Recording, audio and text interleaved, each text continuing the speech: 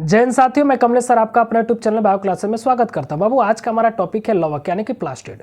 ठीक है ना, चलिए इसको हम लोग समझ देते हैं कि प्लास्टिड होता क्या है। बाबू मैं आपको बता दूं कि जो प्लास्टिड होता है, ठीक है ना, ये एक प्रकार का पिगमेंट होता है। ठीक है ना, प्लास्ट होता है यानी कि लिविंग ऑर्गेनिज्म में पाए जाने वाले एक प्रकार के जीव द्रव्य है जो रंग प्रदान करने के कार्य करता है। तो हम समझ सकते हैं कि रंग बिरंग इस पृथ्वी पर सबसे ज्यादा क्या पाया जाता है, तो पेड़ पौधे पाया जाता है और पेड़ पौधों में ये रंग प्रदान कराता है। जैसे हरा रंग हो गया, लाल हो गया, पीला हो गया, भूरा हो गया, जितने भी रंग होते हैं, पुष्पों के रंग हो गए, ठीक है ना, इस सारे के सारे ये क्या करता है कि रंग प्रदान कराता है। यानी कि पादपों में जो रंग होते हैं वो इसी के कारण होते हैं। ठीक है ना, चलिए इसको हम समझ लेते हैं। सबसे पहले जानेंगे कि इसकी खोज किसने किया। तो इसकी खोज यहां पर मैं लिख दिया हूं पहले से। इसकी खोज जो है ई हेकेल ने किया था। किस सन में किया था? 1865 ईस्वी में किया था। ठीक है ना, अगर हम बात करें कि इसका नामकरण किसने दिया था, इसका नामकरण किसने किया, तो इसका नामकरण जो है सिम्पर नामक वैज्ञानिक ने किया, जो 1885 में किया। ठीक है ना,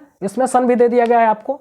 अब हम बात करते हैं कि प्लास्टिड कितने प्रकार का होता है। तो बाबू प्लास्टिड जो है 3 प्रकार का होता है। लवक कितने प्रकार का होता है? 3 प्रकार का होता है। देखिए यहां पर अवर्णी लवक, वर्णी लवक और इधर दे दिया गया है हरित लवक। ठीक है ना, चलिए इन तीनों के बारे में हम जान लेते हैं कि इसका कार्य क्या है और कहां कहां पाया जाता है।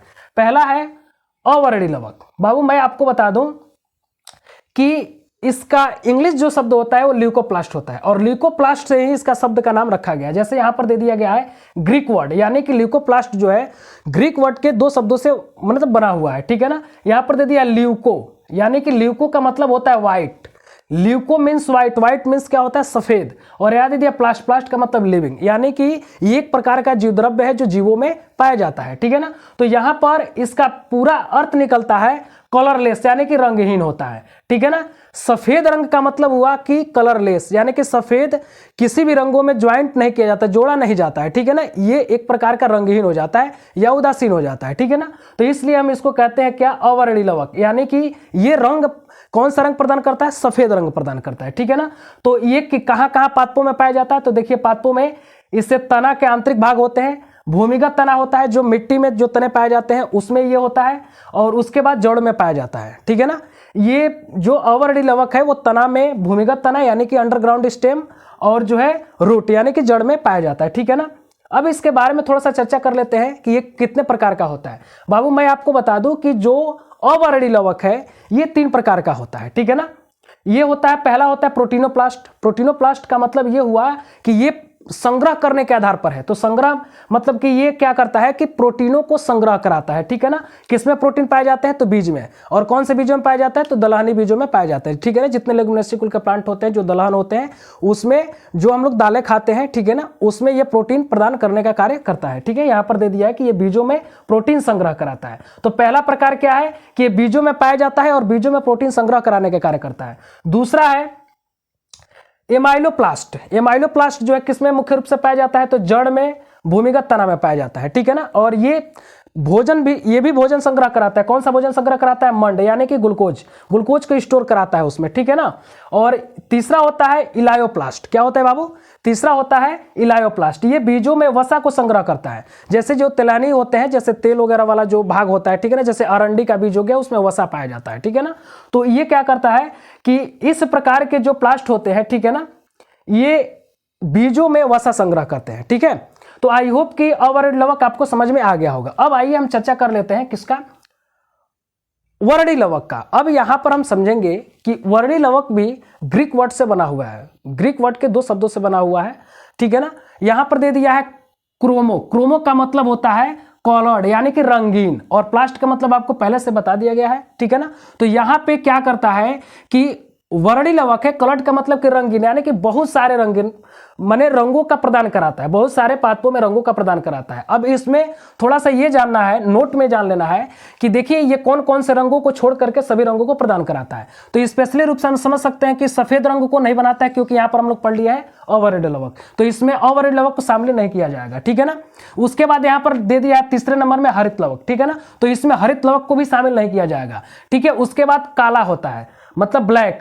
तो ब्लैक क्या होता है कि आप नहीं देख पाते हैं कि कौन सा प्लांट ब्लैक होता है, तो लगभग लगभग नहीं के बराबर होता है, तो इसलिए वो ब्लैक को भी छोड़ दीजिए। यानी कि जो वर्णी लवक है वो हरित लवक, ब्लैक और व्हाइट को छोड़ करके, ठीक है ना, सभी रंगों को प्रदान कराता है पेड़ पौधों में, ठीक है ना, पत्ती में या फिर कह सकते हैं आप पुष्प में, सभी रंगों का प्रदान कराता है, ठीक है ना। तो इसमें विशेषकर किसमें पाया जाता है, ये जीवाणु और शैवालों में पाया जाता है। जो छोटे जीवाणु होते हैं उसमें पाया जाता है, ठीक है ना, और जो शैवाल होते हैं जल में, जो शैवाल होते हैं, एल्गी होते हैं, उसमें ये पाया जाता है, ठीक है ना। ये भी बता रहा है कि वर्णी लवक जो है ये 2 प्रकार का होता है। कितने प्रकार का होता है बाबू? 2 प्रकार का होता है। कौन कौन सा होता है? एक होता है फियोप्लास्ट और एक होता है रोडोप्लास्ट। देखिए बाबू, फियोप्लास्ट क्या होता है कि फियोप्लास्ट में एक प्रकार का वर्णक पाया जाता है, पिगमेंट पाया जाता है। देखिए यहाँ पर दे दिया गया पिगमेंट पाया जाता है, जिसको कहते हैं हम क्या?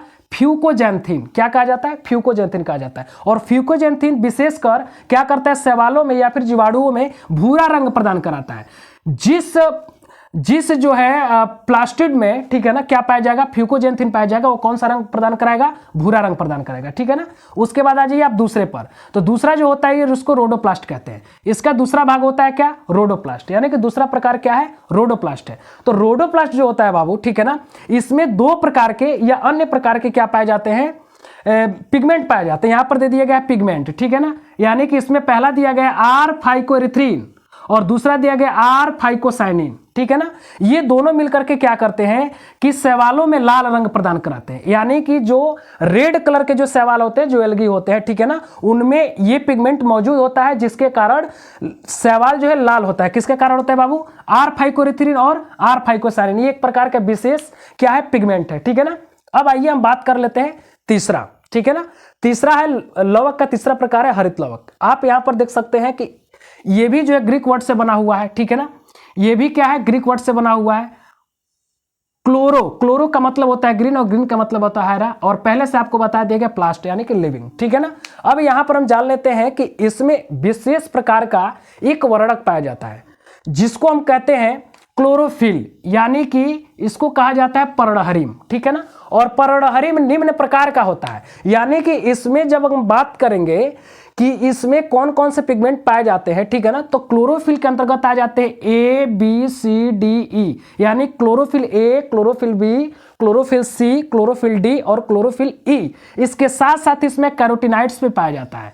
ये जितने भी आपको यहाँ पर पिगमेंट्स दिखाई दे रहे हैं, ये सारे के सारे क्या करते हैं कि पेड़ पौधों में हरा रंग प्रदान कराते हैं। सबसे विशेषकर ये पत्तियों में हरा रंग प्रदान कराते हैं। आप कहीं भी देखिएगा तो पत्तियों का रंग हरा ही होता है, ठीक है ना। तो इसमें ये क्या करते हैं कि पत्तियों में हरा रंग प्रदान कराते हैं। इसके साथ साथ कुछ शाकीय पादप होते हैं, जो छोटे जो पादप होते हैं, हर्ब्स जो होते हैं, ठीक है ना, उनमें क्या, उनकी पत्तियों में भी हरा रंग प्रदान कराता है और उनके तनों में भी हरा रंग प्रदान कराता है, ठीक है ना। तो एक यहां पर विशेष तरह से आपको समझ में आ गया होगा कि लवक क्या होता है, ठीक है ना। अब इसमें एक नोट दिया गया है पहले नंबर वाले का। देखिए यहां पर विशेष तरह से इसका नोट दिया गया, मैं आप बताना भूल गया, अभी मैं बता देता हूं आपको। देखिए यहां पर दिया है कि नोट में कि सूर्य के प्रकाश में अवर्णी लवक हरित लवक में परिवर्तित हो जाता है। आप ध्यान दीजिएगा कि जो अवर्णी लवक होता है, जो सफेद रंग होता है, ठीक है ना, वो सूर्य के प्रकाश में जैसे ही आता है वो हरा हो जाता है, ठीक है ना।